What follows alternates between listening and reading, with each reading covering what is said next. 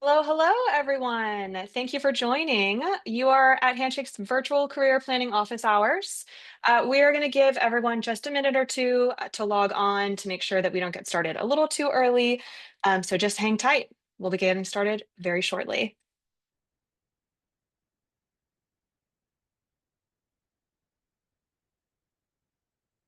Great. I'm seeing the numbers trickling in. For those of you who are just logging on, you are in the right place. This is the career planning office hours for Handshake. We are just hanging tight for the rest of our attendees to log on, and we'll be ready to get going.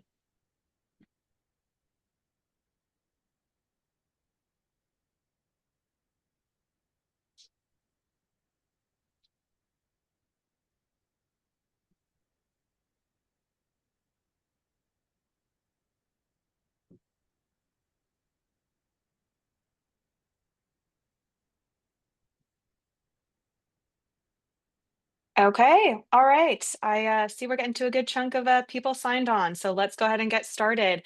Hello and welcome to Handshake's Career Planning Office Hours. We are so excited to get started today and excited to have you here with us.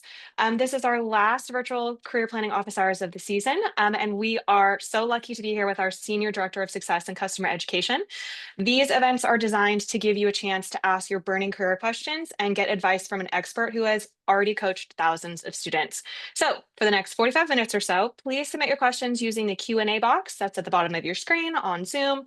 We'll try to get to as many as we possibly can before we wrap today. Anything that we don't get to today, though, we will use to inform future events like this, so please don't hesitate to share your questions. Also note that you will not be able to see any questions except your own until we mark them as answered. So don't think that we're ignoring yours. And with that, we'll get to some intros. My name is Kat. I'm a senior growth marketer at Handshake. My job is to help bring new employers, jobs, and internships onto the platform and getting employers excited about using Handshake to connect with students like you. I'm going to be your MC today, and I'm thrilled to be here with our career expert, Tiffany, who will be answering your questions. Tiffany, can you introduce yourself and give us a little bit of background on you and what you're working on at Handshake today?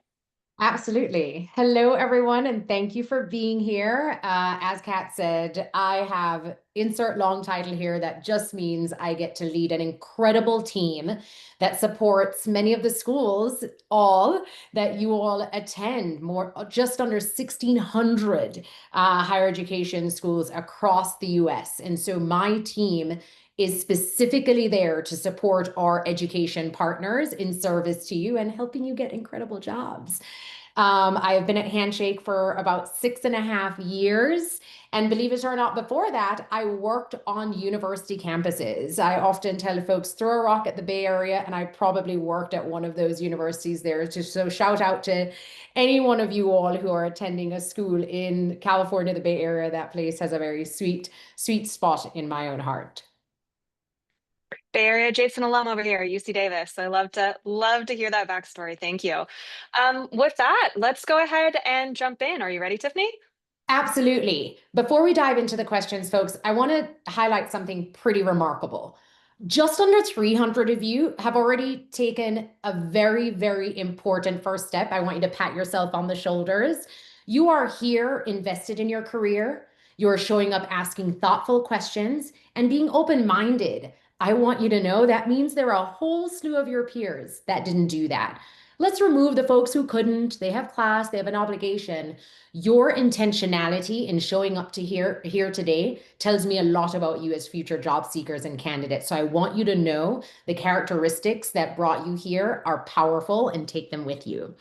Secondly, I always see a lot of questions from my students about what is the one thing, or tell me the one question, or folks, I am so sorry. There is no one thing.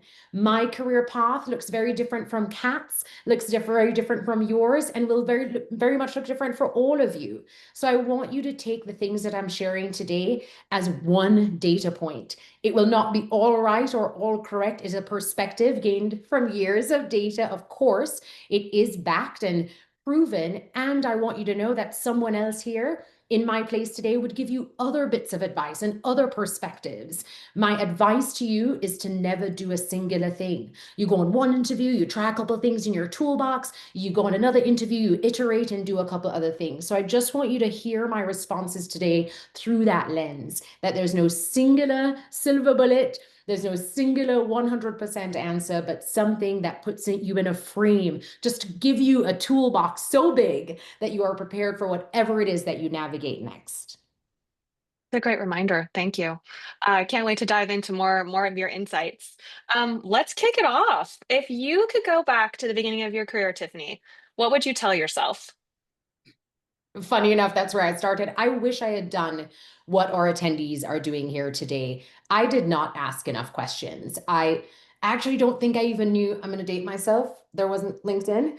There weren't these webinars. There weren't these resources. I didn't know who to ask. I didn't know where to go. I didn't know what to ask. There wasn't a safe place to fall flat on my face, And so I wish someone had said, well, what are the questions you want to ask? Oh, you think you want to go into fashion? Here is someone you could talk to. Here's where you could look for. The idea of asking questions and being inquisitive and curious was not something that I did early enough in my career. I certainly did it later, but I didn't master that early enough. And here we have attendees starting right off the bat at a place that I wish I had. I would have been armed with so much more information. I would have maybe made some less mistakes because what I love are that folks in both our places are willing to share with people, oh, here are all the mistakes I made. Go forth and make new ones. And so even hearing that would have been helpful. The second is I wish I had done more upskilling. I believe that I spent a lot of my time thinking, okay, 8 hours of sleep, the rest of the hours are for work. Okay, well, we know that isn't the case, folks. So many employers have incredible benefits around health and wellness, certainly at Handshake for Kat and I it does. And I wish in my other careers that I had taken advantage of the percentage off at the local gym, mindfulness, meditation, a career counselor, or an occupational support, finances. I mean, it goes on. That me not maximizing those benefits actually make me a better worker, right? They make me a better employee. I wasn't taking care of this individual body, this one temple that we have. And I found fitness and health later on in my life. I'm working on that, but I do wish that I had done that earlier on in my career. hmm Yeah, good advice. I think that's something that, whether or not you're early on in your career, 10 years in, 20 years in, 30 years in, always focusing on learning and upskilling is a really, really worthwhile investment. So I totally agree with that. Um, I'm going to take us on a little bit of a left turn here. I have, I think, a fantastic question that I'm sure a lot of people here really are looking for an answer for. How do we fill out our first resume for internships and jobs with no prior work experience? Absolutely. Great one. And first off, you're not alone. I promise you, there was a time where Kat and I had no experience, right? Or if I were to go into another industry far out of what I'm doing now, I might not have experience for that. But rest assured, you've asked a question that many of your peers also have on their mind. And two, it's not a unique place to be, a place you can navigate out of. Here's the deal. You have done stuff. I promise you, you have done the things. Whether it was high school or college, what have you participated in? What have you volunteered in? Have you been a part of a student leadership group? I'll take sports because I should be picked last on dodgeball. I assure you can't do the athletics. But let's say someone here. No, you and me both Are we last. both okay? Okay. Yeah. And if you did sports, I wish I was in front of you because I would ask you, what are some things that it takes to be a part of a team? You probably trained, you were waking up early, you had rules, there was diligence, there was probably efficiency. Did you have to iterate? Do you watch the gameplay after you find out very quickly how soon my sports analogies will go out? But this is all banned from what I've seen on TV. But are you watching play-by-plays and looking back? So that tells me that you're reflective, you understand how to iterate. Have you had to play during obscene weather? So that tells me that you're adaptable, you're flexible. If you are playing a team sport, that tells me you have connected with very different personalities. What have you done in close group gatherings? How have you dealt with difference of personalities? Folks, I just wrote half of a resume just saying all those characteristics, just from one activity. So imagine if you were pulling together a sport, you volunteered at church, you were pulling together, I've spent this much time going back to, I really like Kat's question about what I wish someone had told me. Let's say I didn't volunteer. Let's say I didn't play in a sport. Let's say I participated in nothing in school. No student activities. Was I at least spending some of that time upskilling? again, when I was younger, Coursera didn't exist, Udemy didn't exist. There's so many free courses. So know that I'm not telling you, oh, but what if I don't have the money to pay for a course? If you do, great. But if not, there are tons of free courses out there for me to learn languages, for me to learn spreadsheets, for me to learn varied tools. So I hope that you're not looking at the confines of a here is a job that I was paid for and an internship that had required hours. These activities absolutely speak to skills.